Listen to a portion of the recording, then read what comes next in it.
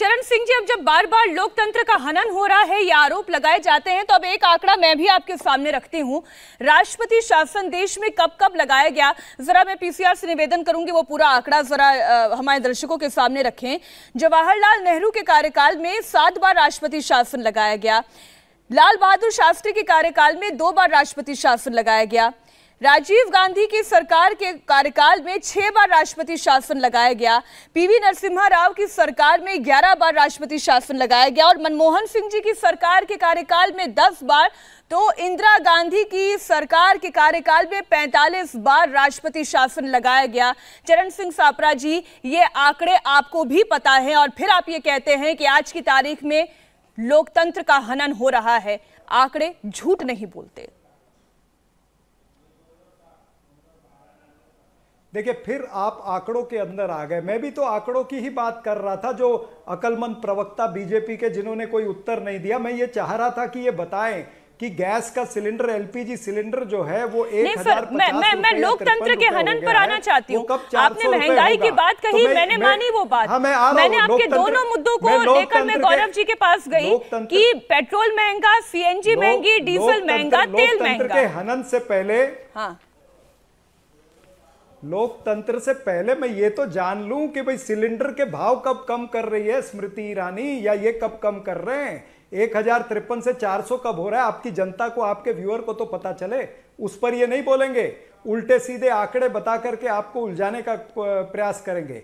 अब आते हैं लोकतंत्र पर, जो आप लोकतंत्र की बात कर रहे हैं। लोकतंत्र क्या होता है? लोकतंत्र का मंदिर जो है पार्लियामेंट, उसके अंदर हर विषय पर चर्चा होनी चाहिए। ये क्या करते हैं, ये विषय लाते हैं और चाहते हैं कि बिना चर्चा के वो क्लियर हो जाए। मैंने आपको उदाहरण भी दिए, लैंड एक्विजिशन एक्ट से लेकर के मैंने आपको किसानों के काले बिल से लेकर के अग्निपथ तक सारी चीजें बताई। अब बताइए, जो किसानों के बिल इन्होंने बनाने थे, वो किसानों के काले बिल कम से कम किसानों से तो चर्चा कर लेते, विपक्ष से नहीं करते। तो बिना किसानों से, बिना स्टेक होल्डर लेकिन आज सच क्या है चरण सिंह जी, क्या ये बिल वापस नहीं लिया गया? और किस तरह से इंप्लीमेंटेशन किया कि 1 साल तक किसान बेचारे वो धूप में, बरसात में, ठंड में, जाड़े में बैठे रहे। कितने 700 किसानों की मृत्यु हो गई। और आज ये महंगाई पे बात करना चाहते हैं, तो बताएं कि किसानों का जो फर्टिलाइजर है वो कब सस्ता मिलेगा, वो भी बताएं। जो किसानों के बीज है वो कब सस्ते होंगे। आपके राजनीतिक आरोप प्रत्यारोप के साथ गौरव जी के पास जाऊंगी, लेकिन चरण जी, मेरा बड़ा बेसिक सा सवाल था,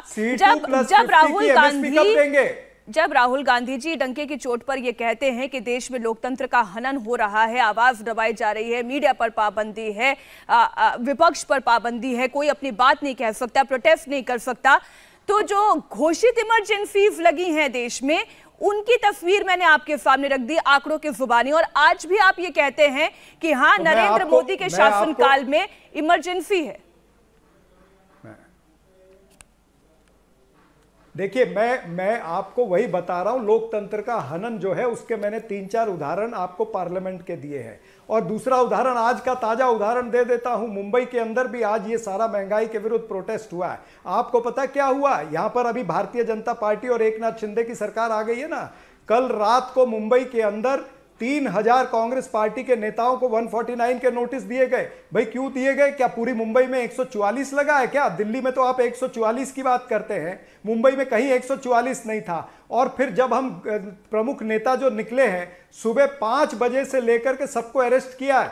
10,000 कांग्रेस पार्टी के कार्यकर्ता और नेताओं को मुंबई के अंदर अरेस्ट किया है। मुझे भी अगर वहां पर जाना था जहां पर मोर्चा था, तो मुझे 4 वहां पर पुलिस के वो पार करने पड़े हैं। तो ऐसा इमरजेंसी का माहौल मात्र दिल्ली के अंदर नहीं, वो इमरजेंसी का माहौल महाराष्ट्र के अंदर, जहां पर बीजेपी एकनाथ शिंदे की सरकार बन चुकी है।